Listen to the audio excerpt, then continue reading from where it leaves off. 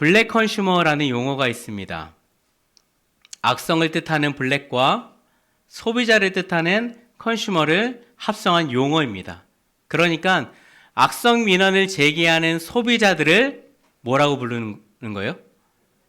블랙 컨슈머. 블랙 컨슈머의 사례를 제가 영상으로 하나 조금 준비해 왔는데요. 우리 잠깐 함께 시청하도록 하겠습니다. 지난달 동작구의 한 김밥가게 주인 A씨가 계산대 앞에서 누군가로부터 걸려온 전화를 받은 뒤 갑자기 머리를 잡고 쓰러집니다. 전화 안 받아요. 119.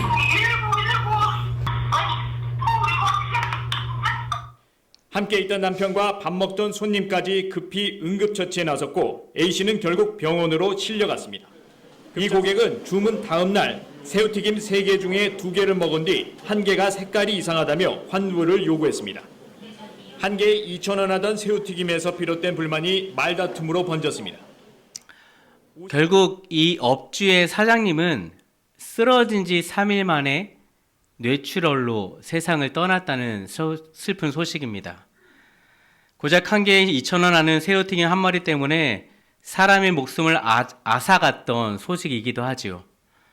이뿐만이 아닙니다. 과자에서 이물질이 나왔다고 하면서 돈을 다시 뜯어낸 사례가 있고요. 온라인 쇼핑몰에서 환불 신청을 해놓고서는 돈은 돌려받았지만 물건을 다시 돌려보내지 않고 그냥 그 사람이 쓰는 사례도 있습니다. 대한민국에서는 목소리가 큰 사람이 이긴다는 말처럼 교통사고 나면 목부터 잡고 나가서 큰 소리 내는 사람이 이긴다라는 것도 이미 상식이 되어버린 우리가 살고 있는 이 세상은 이게 가능한 일인가? 진짜 이게 해도 되는 일인가? 라는 질문 앞에서 당연하다는 듯이 그 행동이 맞는 일이고 그렇게 해도 되는 이치라고 말하는 세상이 되어버렸습니다. 우리는 이미 우리가 모르는 사이에 어쩌면 교회 안에서도 이런 블랙 컨슈머의 모습으로 살고 있는지도 모릅니다. 그래서 우리는 늘 끊임없이 스스로 고민하고 생각해야 되겠죠. 나의 삶은 나만의 것인가? 그러면서 절대로 그렇지 않다는 것을 저와 여러분 그리스도인들은 매일 매 순간마다 인식하고 하나님 앞에 고백하면서 세상과 싸워나가 이겨야 될 줄 믿습니다. 내게 아픔이 있다면 그것은 내 아픔뿐만이 아니라 하나님의 아픔인 것이고요. 내게 슬픔이 있다면 그것은 내 슬픔뿐만 아니라 하나님의 슬픔이라는 사실을 말입니다. 그래서 이것이 나를 향한 하나님의 사랑이라는 것을 고백할 수 있는 오늘 이 시간 되길 축복합니다. 그런데 우리는 그런 하나님을 오해하며 살죠. 사랑의 하나님이시니까 하나님께서 결국 나를 용서해 주실 텐데 이 정도는 내 마음대로 살아도 되지 않을까? 라는 생각입니다. 그리고 이 질문에 대한 대답이 오늘 본문에 호세아 선지자가 우리에게 전하고 있는 메시지라고 저는 생각을 합니다. 호세아서를 읽다 보면 먼저 묵상되어지는 것이 있는데 범죄한 이스라엘 백성들을 향한 하나님의 분노입니다. 호세아 1장 2절 하반절 이 나라가 여호와를 떠나 크게 음란함이다. 호세아 1장 4절 하반절 내가 이스라엘의 피를 예후의 집에 갚으며 이스라엘 족속의 나라를 폐할 것임이라. 그리고 호세아 1장 6절 하반절 내가 다시는 이스라엘 족속을 긍휼히 여겨서 용서하지 않을 것입니다. 이런 구절들만 보아도 여러분 하나님이 사랑의 하나님이라고 느껴지십니까? 전혀 로맨틱하지도 낭만이 있어 보이지도 않습니다. 그런데 하나님께서 하나님 자신과 지금 북이스라엘 백성들의 관계를 이렇다는 것이다 라고 보여주고 있는 거예요. 호세아 선지자가 활동했던 북이스라엘은 13대 왕 여로보암 2세의 시대입니다. 그는 41년을 왕으로 통치했던 왕입니다. 결론적으로 말씀드린다면 이때의 이스라엘은 가장 부국 장성한 나라였지만 반대로 하나님께서 기뻐하지 않으셨다는 것을 우리가 기억해야 됩니다. 열왕기하 14장 24절의 말씀을 우리 한 목소리로 읽어볼까요? 시작. 여호와 보시기에 악을 행하여 이스라엘에게 범죄하게 한 느밧의 아들 여로보암의 모든 죄에서 떠나지 아니하였더라. 여로보암의 죄는 구체적으로 열왕기상 13장을 통해서 크게 4가지의 죄로 우리에게 설명을 할 수 있는데요. 첫째로 우상을 만들었습니다. 10계명 제2계명을 어긴 거죠. 둘째로 하나님이 택하신 성소를 무시하고 여로보암 자기가 하고 싶었던 곳에서 제사를 드렸고요. 셋째로 불법적인 제사장을 세웠습니다. 그리고 네 번째로 하나님이 정하신 절기를 어기고 그가 원하는 날 그 시간에 제사를 드린 죄입니다. 이러한 잘못된 죄의 영향력과 전통들이 지금 이스라엘 왕들에 의해서 여로보암 2세 왕까지 되물림 되어버린 겁니다. 그가 아무리 세상에서 성공한 왕이라고 해도 하나님이 그의 성공을 성공이라고 말하지 않으셨다라고 하면 여로보암 결국 그는 실패하는 왕이 된 것이죠. 분명히 여로보암 2세가 난세의 영웅이었다는 것은 분명한 사실입니다. 그러나 그렇게 영웅의 자리에 앉히신 것도 영민한 왕이 되게 하신 것도 그 시대에 태어나게 하신 분이 하나님이심을 그가 고백할 수 있어야 한다는 것. 하지만 여로보암 2세는 이것을 무시합니다. 그래서 성경이 말하는 이 여로보암의 죄의 핵심을 뭐라고 설명하고 있냐면 우상 숭배죠. 여자 제사장들이 남자들과 성관계를 맺어야 할 비를 내려주고 물질적으로 풍요를 준다는 이 바알 종교, 결국 하나님이 아닌 다른 신, 다른 것들에 마음을 끌리는 것이 바로 그들의 음란함이었습니다. 대구 동부교회를 목회하고 계시는 김서택 원로 목사님께서는 이 부분을 이렇게 설명을 하셨는데요. 하나님이 이스라엘 백성들에게 분노하신다는 것은 단지 그들의 음란함 때문이 아니라 자기들 스스로 그런 자들이라는 것을 인정하려고 하지 않기 때문이다 라고 설명을 하시더라고요. 그래서 결국 이 죄의 핵심은 호세아 선지자를 통해서 하나님께서 어떻게 말씀을 하세요? 이 나라 이스라엘이 나를 떠나 크게 음란하다. 이것이 바로 하나님의 분노였습니다. 이런 시대에 하나님이 선지자 한 명을 부르시죠. 그의 이름은 호세아입니다. 호세아 선지자를 부르시면서 뜬금없이 말씀하시는 것이 무엇이냐면 저들을 저주해라, 내가 칠 것이다 라고 이렇게 이야기를 했던 게 아니라 너 결혼해라는 거. 결혼해라. 어떤 여자와 결혼하라고 해요? 음란한 여인과. 그런데 충격적인 하나님 말씀에 호세아 선지자는 순종합니다. 첫째 아들의 이름은 이스라엘입니다. 하나님께서 흩으시다라는 뜻을 가지고 있기도 하고 지명의 이름이기도 한 땅 이스라엘에서 아합의 가문이 멸망을 하기도 했습니다. 이런 느낌의 이름을 하나님은 아들의 이름으로 지어주셨고요. 둘째 딸의 이름은 로루하마. 히브리어로 루하마는 긍휼이라는 뜻을 가지고 있지만 부정을 나타내는 로라는 단어를 붙이게 하면서 긍휼을 베풀지 않겠다라는 의미로 하나님은 둘째 딸의 이름을 지어주십니다. 셋째 아들의 이름은 로암미입니다. 암미 역시 백성이라는 좋은 의미가 있지만 앞에 로자가 들어가서 어떻게 되는 거예요? 내 백성이 아니다. 선지자이기 때문에 하나님 말씀에 순종해서 음란한 여인 고멜이라는 창녀와 결혼을 했고 더군다나 3명의 아이까지 낳았는데 아버지로서 아이의 이름도 자기가 짓지 못하고 하나님이 정해주시는 대로 살아야만 했던 인물. 결혼까지야 그렇게 할 수 있겠죠. 그런데 3장에 넘어가서는 호세아의 아내 고멜이 가정생활에 충실했던 모습을 보여주고 있었을까요? 전혀 아니죠. 아이들은 집에 놓고 다른 남자들과 눈이 맞아서 계속 집을 나가고 있는 겁니다. 그런데 하나님은 그 고멜이라는 여자가 집을 나갈 때마다 호세아에게 다시 데려와라, 다시 그 여자를 데려와라 말씀하고 계시는 겁니다. 그래서 하나님 말씀대로 집 나간 아내 고멜을 다른 남자에게서 돈을 주고 다시 데리고 오면서 호세아가 이렇게 말을 하죠. 호세아 3장 3절의 말씀입니다. 함께 읽겠습니다. 시작. 그에게 이르기를 너는 많은 날 동안 나와 함께 지내고 음행하지 말며 다른 남자를 따르지 말라. 나도 내게 그리하리라 하였노라. 여보, 이제 나가지 마. 내가 잘해줄게. 우리 아이들이랑 행복하게 살자. 그런데 또 나가요. 데리고 오면 또 나가요.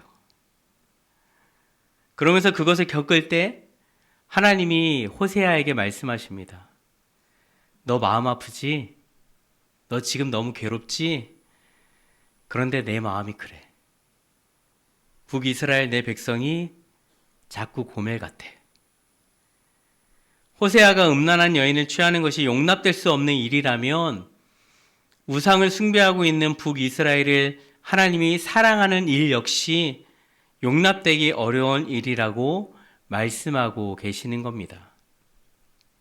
그러면서 하나님이 진짜 마음을 알려주시죠. 오늘 본문 호세아 1장 10절 말씀입니다. 함께 읽어볼게요. 시작. 그러나 이스라엘 자손의 수가 바닷가의 모래같이 되어서 헤아릴 수도 없고 셀 수도 없을 것이며 전에 그들에게 이르기를 너희는 내 백성이 아니라 한 그곳에서 그들에게 이르기를 너희는 살아계신 하나님의 아들들이라 할 것이라. 결국 분노하시는 하나님의 모습은 우리에게 다시 돌아갈 기회를 주시는 하나님이라는 것을 알게 하셨고 우리를 포기하지 않으신다는 하나님의 다른 표현의 모습입니다. 호세아라는 이름의 뜻이 있죠. 주님께서 구원하신다. 그리고 그 뜻이 예수님이라는 이름의 뜻과 구약에 나오는 여호수아와 이름의 뜻이 같다는 것을 우리가 알아야 됩니다.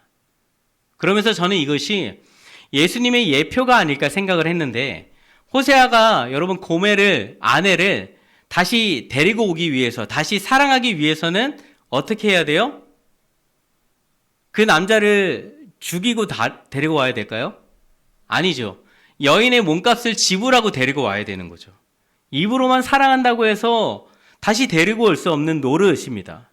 이미 다른 남자의 아내가 되어버렸기 때문에요. 돈을 지불하고 사지 않으면 그녀는 계속해서 다른 남자들과 살아가겠죠. 핵심이 무엇이냐면 값을 치러야 한다는 사실입니다. 하나님께서 자신의 아들 예수님의 피의 값으로 저와 여러분의 죄를 사해 주셨던 것처럼 말입니다. 요한복음 11장을 보시면 죽은 나사로를 예수님이 살리시는 장면이 등장합니다.